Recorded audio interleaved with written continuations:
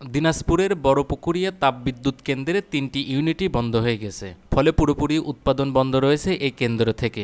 যদিও কর্তৃপক্ষ বলছে আগামী এক সপ্তাহের মধ্যে আবারও উৎপাদন শুরু হবে এই বিদ্যুৎ কেন্দ্র থেকে।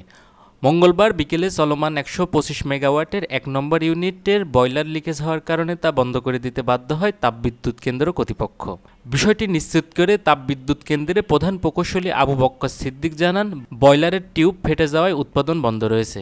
আগামী এক সপ্তাহের মধ্যে এই কাউন্টার থেকে আবারও বিদ্যুৎ উৎপাদন শুরু হবে বলে আশা করছেন তিনি। জানা গেছে, বড়পুকুরিয়া তাপবিদ্যুৎ কেন্দ্রের ৩টি ইউনিটের বিদ্যুৎ উৎপাদন ক্ষমতা ৫২৫ মেগাওয়াট। এর মধ্যে ১ ও ২ নম্বর ইউনিট প্রতি ১২৫ মেগাওয়াট বিদ্যুৎ উৎপাদন ক্ষমতা সম্পন্ন, আর ৩ নম্বর ইউনিটটি ২৭৫ মেগাওয়াট বিদ্যুৎ উৎপাদন ক্ষমতা সম্পন্ন।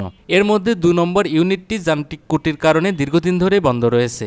১ ও ৩ নম্বর ইউনিট থেকে উৎপাদন হচ্ছিল ২৩০ মেগাওয়াট বিদ্যুৎ। তবে যান্ত্রিক ত্রুটির কারণে গত ১৫ ফেব্রুয়ারি ৩ নম্বর ইউনিটটিও বন্ধ করে দিতে বাধ্য হয় কর্তৃপক্ষ।